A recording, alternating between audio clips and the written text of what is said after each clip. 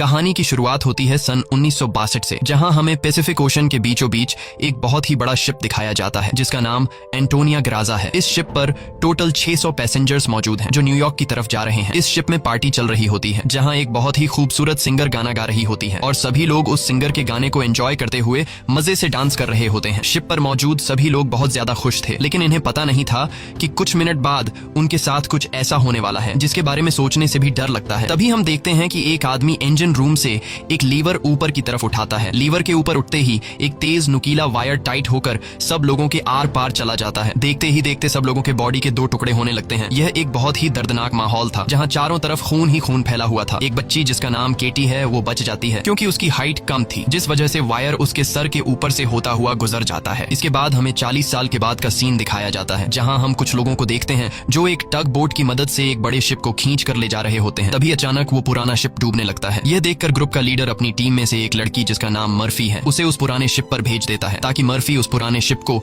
जिस वायर से बांध कर ले जाया जा रहा था उसे आजाद कर दे, वरना अगर यह पुराना शिप डूब गया तो उसके साथ साथ इनकी ये टग बोट भी डूब जाएगी। मर्फी जब उस पुराने शिप पर पहुंचती है तो उसे पता चलता है कि पुराने शिप के निचले हिस्से में दरार पड़ चुकी है जिस वजह से शिप में तेजी से पानी भरता जा रहा है और अगले 5 मिनट में यह शिप पानी में डूब जाएगा। मर्फी ये बात अपनी टीम के लीडर को बताती है। ये सुनकर टीम का लीडर मर्फी को ऑर्डर देता है कि जिस वायर से हम इस शिप को खींच रहे हैं उस वायर को आजाद कर दो और फौरन वहां से निकलकर हमारे पास टग बोट पर पहुंचो क्योंकि हम इस पुराने शिप को छोड़कर जाने वाले हैं। तभी टीम के 2 और साथी भी मर्फी के पास पहुंच जाते हैं और वो भी मर्फी को बाहर निकलकर शिप को छोड़ने के लिए कहते हैं, लेकिन इस शिप को ढूंढने में उन्हें 3 महीने लगे थे जिस वजह से मर्फी इतनी आसानी से इस शिप को छोड़कर नहीं जाने वाली थी। वो शिप को बचाने के लिए नीचे पानी में कूद जाती है जिसे देखकर ऊपर बैठे 2 साथी भी औजार लेकर मर्फी के पीछे कूद जाते हैं। ये तीनों जैसे तैसे करके शिप को डूबने से पहले ही उसकी दरार पर वेल्ड करके शिप को डूबने से बचा लेते हैं और इस शिप को यह लोग मार्केट में बेचकर बहुत सारा पैसा बना लेते हैं और यह पैसा टीम का लीडर सभी लोगों में बराबर बराबर बांट देता है। यहीं जैक नाम का एक आदमी इन लोगों पर काफी देर से नजर रखे हुए था और इन सब की बातें सुन रहा था। उसे पता चल जाता है कि यह लोग समुद्र में जो शिप गायब हो जाते हैं ये लोग उन शिप्स को ढूंढ निकाल कर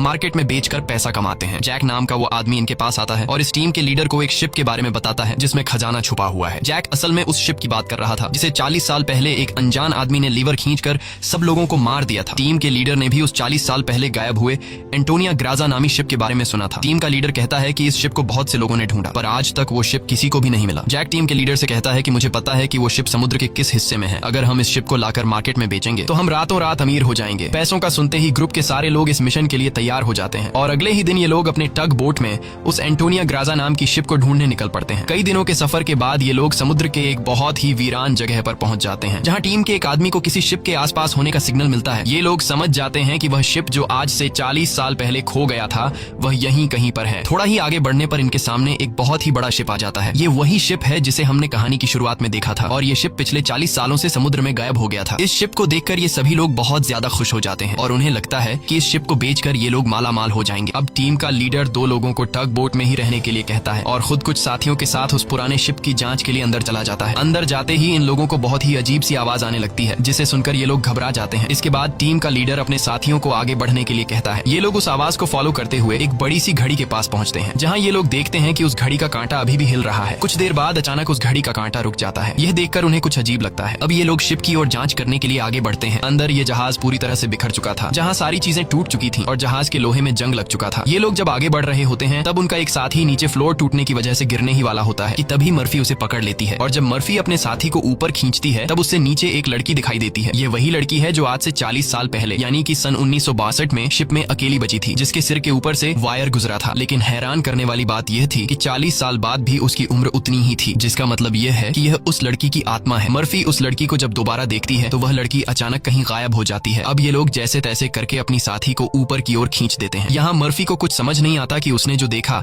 वह सच था या फिर कोई वहम, लेकिन यह सब देखकर मर्फी बहुत ज्यादा डर जाती है। अब यह शिप बहुत ही ज्यादा बड़ा था इसलिए ये लोग इसे और एक्सप्लोर करने लगते हैं और चलते चलते शिप के मेन कैबिन तक पहुंच जाते हैं जहां जांच करते हुए उन्हें एक डिजिटल वॉच मिलती है। ये देखकर ये लोग कंफ्यूज्ड हो जाते हैं क्योंकि आज से 40 साल पहले इस तरह की डिजिटल वॉच नहीं हुआ करती थी और इस वॉच को देखकर ये लोग समझ जाते हैं कि जरूर हमसे पहले भी यहाँ कुछ लोग आ चुके हैं। इसके बाद ये सब वापस अपने टग बोट पर आते हैं और टीम का लीडर डिसाइड करता है कि अगले दिन हम इस शिप को टग बोट से बांध कर ले जाएंगे। अगली सुबह उन्हें पता चलता है कि शिप में एक बहुत बड़ा होल है जिसकी वजह से धीरे धीरे शिप पानी में डूब रहा है। टीम का लीडर कहता है कि इस हालत में शिप को टग बोट से बांध कर ले जाना नामुमकिन है क्योंकि शिप में ढेर सारा पानी जमा हो चुका है। पानी की वजह से शिप का वजन कई गुना बढ़ चुका है, इसीलिए इस पुराने शिप को टग बोट से बांधकर ले जाना एक बेवकूफी होगी। अब ये लोग डिसाइड करते हैं कि पहले हम शिप के होल को वेल्ड करके बंद करेंगे और फिर शिप के अंदर मौजूद सारा पानी निकालकर इसे टग बोट से बांध कर ले जाएंगे। कैप्टन की बात सबको ठीक लगती है, जिसके बाद ये सभी अपने अपने काम पर लग जाते हैं। कुछ साथी शिप के होल को रिपेयर करने में लग जाते हैं और कुछ शिप के अंदर मौजूद खजाना ढूंढने में लग जाते हैं। मर्फी खजाने की जांच में आगे बढ़ते हुए एक स्विमिंग पूल के पास पहुंचती है। स्विमिंग पूल को देखकर वह हैरान रह जाती है, क्योंकि स्विमिंग पूल पर ढेर सारे गोलियों के निशान थे। अब वह स्विमिंग पूल से जब ऊपर की तरफ आ रही होती है,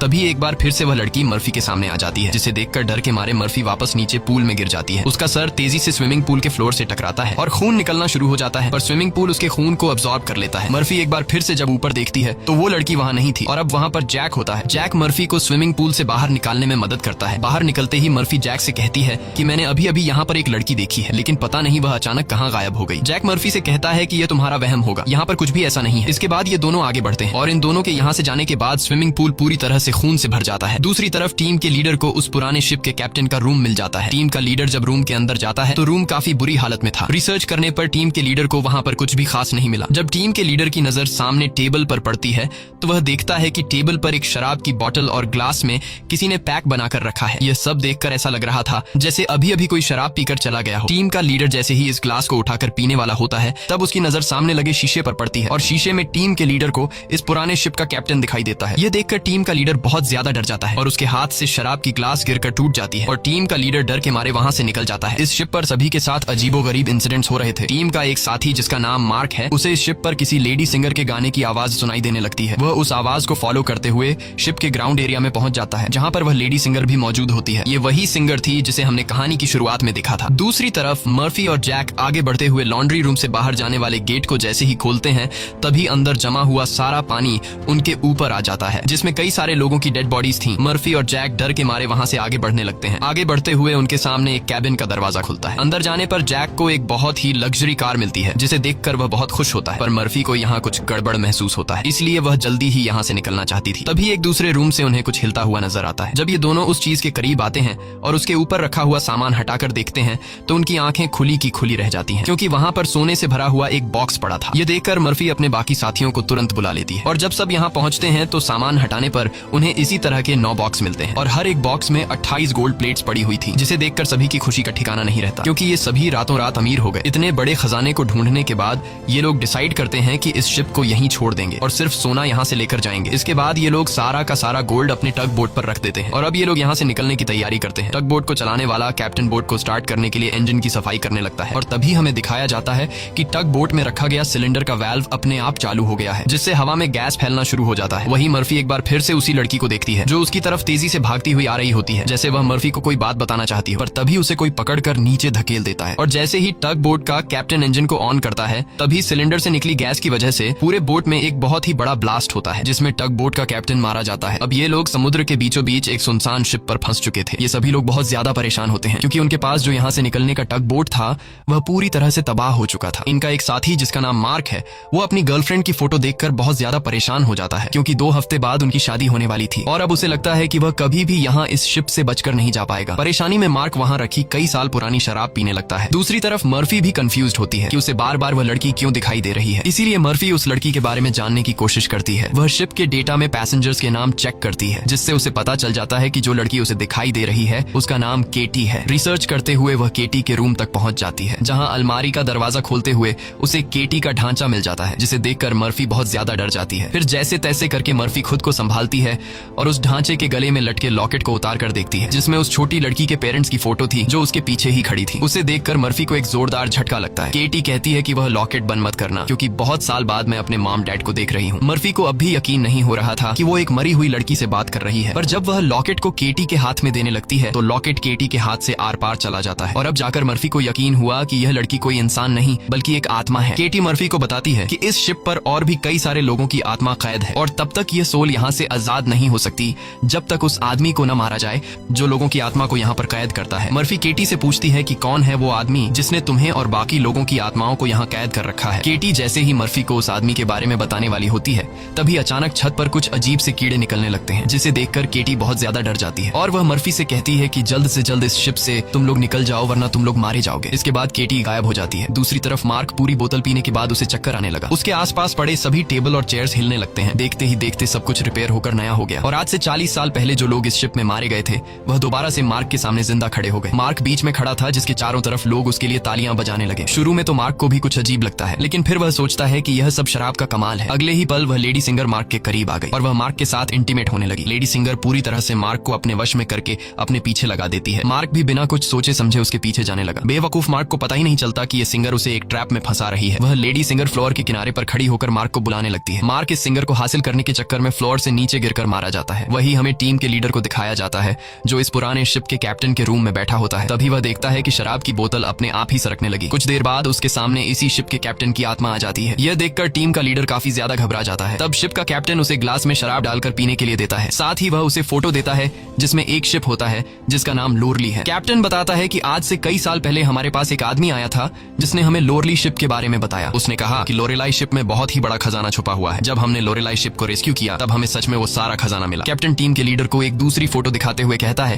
कि ये वो आदमी है जिसने हमें लोरेलाई शिप का बताया था। टीम का लीडर उस आदमी की फोटो देखकर उसके गले में सांसें अटक जाती हैं क्योंकि वह आदमी कोई और नहीं बल्कि जैक था और यह फोटो 40 साल पुरानी थी। 40 साल गुजरने के बाद आज भी उसकी उम्र में कोई बदलाव नहीं हुआ। वह फोटो में बिल्कुल वैसा ही दिख रहा था जैसे 40 साल पहले दिखता था। अब टीम का लीडर समझ जाता है कि जैक कोई इंसान नहीं बल्कि एक भूत है। ये सब समझते ही टीम का लीडर जल्द ही अपनी टीम को इस शिप से निकालना चाहता था। वह जल्दी से अपने साथियों को ढूंढने लगता है पर तभी उसके सामने उसका वही साथी आ जाता है जो टग बोट में गैस खुलने की वजह से ब्लास्ट में मारा गया था। दरअसल ये ब्लास्ट में मारे जाने वाले आदमी की आत्मा होती है जो टीम के लीडर को मारने के लिए आगे बढ़ता है। लीडर उससे खुद को बचाने के लिए भागता है लेकिन तभी उसके सामने मर्फी आ जाती है। अब ब्लास्ट में मारा जाने वाले आदमी की आत्मा तो गायब हो जाती है पर टीम के लीडर को मर्फी का चेहरा उसी ब्लास्ट में मारे जाने वाले साथी की तरह दिख रहा होता है जो कुछ देर पहले भूत बनकर उसके पीछे आ रहा था। इसीलिए टीम का लीडर मर्फी को भूत समझकर उसके ऊपर हमला कर देता है पर मर्फी खुद को बचाने के लिए उसके पैर को घायल कर देती है। लेकिन इससे टीम के लीडर का ज्यादा कुछ नहीं बिगड़ता। वह दोबारा से मर्फी पर हमला करने के लिए खड़ा होता है। इससे पहले कि वह मर्फी को मार पाता तभी पीछे से जैक आकर लीडर को लोहे के रॉड से सिर पर मारकर बेहोश कर देता है। जैक वही आदमी है जो इन सबको यहाँ लेकर आया था। पूरी टीम में सिर्फ टीम के लीडर को ही पता चल चुका था कि जैक कोई इंसान नहीं बल्कि एक डीमन है और जैक को भी समझ आ गया था कि टीम के लीडर को मेरी सारी सच्चाई मालूम हो गई है। इसलिए वह टीम के लीडर को अपने रास्ते से हटाने के लिए सबको उसके खिलाफ भड़काता है। वो कहता है कि अगर ये दोबारा होश में आ गया तो यह हम में से किसी को नुकसान पहुंचा सकता है। सबको जैक की बात ठीक लगती है इसलिए यह लोग अपने लीडर को एक टैंक में फेंक देते हैं। अब यहाँ से निकलने का कोई और रास्ता न मिलने पर यह लोग प्लान के मुताबिक शिप को रिपेयर करने के काम में लग जाते हैं। जल्द ही शिप में जिस सुरंग से पानी अंदर आ रहा था उस सुरंग को यह लोग वेल्ड कर देते हैं और पंप के जरिए जहाज के अंदर जमा हुआ पानी बाहर निकालने लगते हैं। मर्फी देखती है कि उनका एक साथी जिसका नाम मार्क है वो कहीं भी नहीं दिखाई दे रहा, इसलिए मर्फी उसे ढूंढने निकल पड़ती है। तभी उसके सामने उस लड़की की आत्मा एक बार फिर से आ जाती है जो उसे दिखाती है कि तुम जिस आदमी को ढूंढ रही हो वह मर चुका है। यह मार्क होता है जो लेडी सिंगर को पाने के चक्कर में मारा गया। और अब यह लड़की मर्फी के कंधे पर हाथ रखकर उसे 1962 की उस रात में ले जाती है जहां यह सारा इंसिडेंट हुआ था जब सबके सब शिप में मारे गए थे। उस रात शिप पर मौजूद सभी लोगों को बहुत ही बेरहमी से मारा गया था और यह सब एक ग्रुप कर रहा था जिसका मकसद था इस शिप पर मौजूद सारा गोल्ड चुराना। इन लोगों ने कुछ लोगों को खाने में जहर मिलाकर मार डाला, कुछ लोगों को वायर से काटकर उनके 2 टुकड़े कर दिए और कुछ को गोलियों से छलनी कर दिया गया। इनके कहर से केटी भी नहीं बच पाई। उन्होंने केटी को उसके रूम में ले जाकर फांसी पर लटका दिया। इन सब के पीछे थी वही लेडी सिंगर जिसने गोल्ड लूटने के लिए यह पूरा प्लान बनाया था और अपने लोगों की मदद से उसने शिप पर मौजूद सभी लोगों को मार डाला। अब सारा गोल्ड उनके कब्जे में था। शिप का ऑफिसर भी लेडी सिंगर से मिला हुआ था। लेडी सिंगर के एक इशारे पर वह अपने ही साथियों को मार देता है लेकिन जैसे ही वह मुड़ता है लेडी सिंगर उसे भी गोली मार देती है। लेडी सिंगर को लगता है कि सारा गोल्ड अब उसी का हो चुका है क्योंकि शिप पर मौजूद सभी लोग मारे जा चुके थे। लेकिन यही एंट्री होती है एक ऐसे आदमी की जो इस पूरे गेम का मास्टरमाइंड था और वह लोहे की चेन से लेडी सिंगर को लटकाकर मार देता है। मर्फी केटी की मदद से ये सब देख रही होती है और तभी वह इस गेम के मास्टरमाइंड को भी देख लेती है जिसे देखकर मर्फी शॉक हो जाती है क्योंकि वो आदमी कोई और नहीं बल्कि जैक है जो इन्हें गोल्ड का लालच देकर यहाँ पर लेकर आया क्योंकि शिप में छेद हो चुका था और शिप धीरे धीरे पानी में डूब रही थी। इसलिए शिप को बचाने के लिए कुछ ऐसे लोगों की जरूरत थी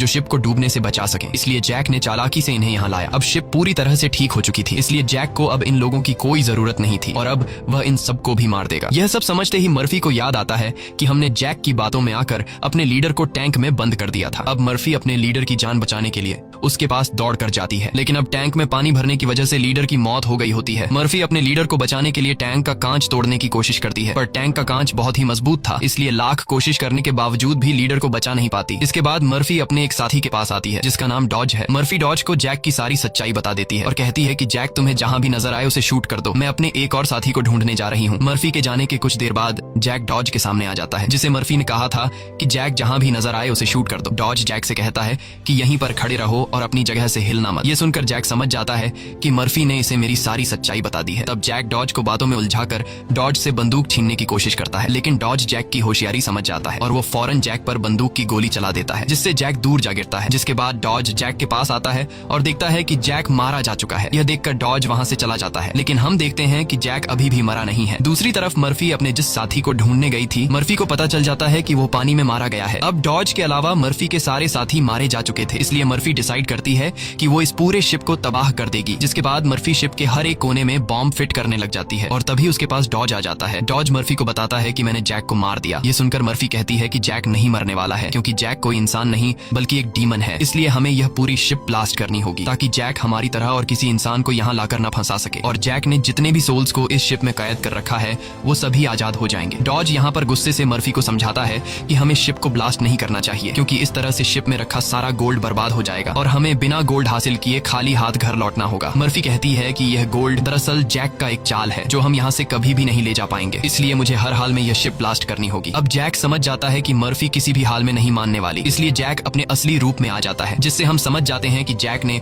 डॉज को भी मार दिया था। जैक उसे बताता है कि तुम्हारा और मेरा काम एक ही है, जिस तरह से तुम समुद्र में फंसी हुई शिप्स को जमा करती हो उसी तरह से मैं सोल्स को जमा करता हूँ। पहले मैं भी इंसान था, लेकिन मैंने बहुत पाप किए जिसके बदले मुझे यह काम दिया गया, और अब मैं सोल कलेक्टर हूँ जिसके लिए मुझे शिप की जरूरत है और मैं नहीं चाहता कि तुम इस शिप को ब्लास्ट करो। जैक मर्फी को एक चांस देता है, वो कहता है कि जाओ, मैं तुम्हें नहीं मारूंगा, लेकिन बदले में तुम्हें इस शिप को ब्लास्ट नहीं करना होगा। पर मर्फी उसकी बात नहीं मानती, जिसके बाद जैक एक लोहे के रॉड से उस पर हमला कर देता है, जिससे मर्फी नीचे गिर जाती है। अब जैसे ही जैक मर्फी को मारने के लिए आगे बढ़ता है, तब मर्फी एक तीर चलाकर उस बॉम्ब वाले रिमोट पर निशाना लगाती है और खुद फौरन पानी में कूद जाती है। जिसके बाद शिप में एक बहुत बड़ा ब्लास्ट होता है। ब्लास्ट की वजह से शिप पानी में डूबने लगती है और मर्फी पानी के अंदर शिप के नीचे फंस चुकी होती है। अब उसे बाहर निकलने का कोई रास्ता नहीं दिखता और उसकी सांसें भी फूलने लगती हैं। पर तभी वहां पर केटी की आत्मा आती है जो मर्फी को हाथ से पकड़कर ऊपर का रास्ता दिखाती है। तब मर्फी देखती है कि जैक ने जितने भी सोल्स को कैद कर रखा था वो सभी सोल्स आजाद हो गई हैं। मर्फी बड़ी मुश्किल से ऊपर सरफेस पर आ जाती है और वो देखती है कि शिप में जितने भी सोल्स थे वो सब अपनी असली दुनिया में जाने लगे हैं। दरअसल यहाँ जितने भी सोल्स थे वो सभी जैक के गुलाम थे, सिर्फ केटी की सोल उसकी गुलाम नहीं बन पाई, क्योंकि केटी की सोल पवित्र थी, जिस वजह से जैक उस पर ज्यादा कंट्रोल नहीं कर पा रहा था। इसीलिए केटी की सोल बार बार मर्फी की मदद कर रही थी। यहाँ मर्फी एक बॉक्स के सहारे समुद्र में तैरती रहती है और तभी वो एक शिप तक पहुंच जाती है, जो शिप उसे रेस्क्यू कर लेता है। जब उसे पोर्ट पर लाया जाता है तो वो अपनी एम्बुलेंस से देखती है कि जैक अभी भी जिंदा है और शिप का जितना भी गोल्ड था वो उस गोल्ड को एक दूसरे शिप में ट्रांसफर कर रहा है, ताकि उस गोल्ड के लालच में वो और भी लोगों को मार सके और उनकी आत्माओं को कैद कर सके। इसी के साथ ये कहानी खत्म हो जाती है।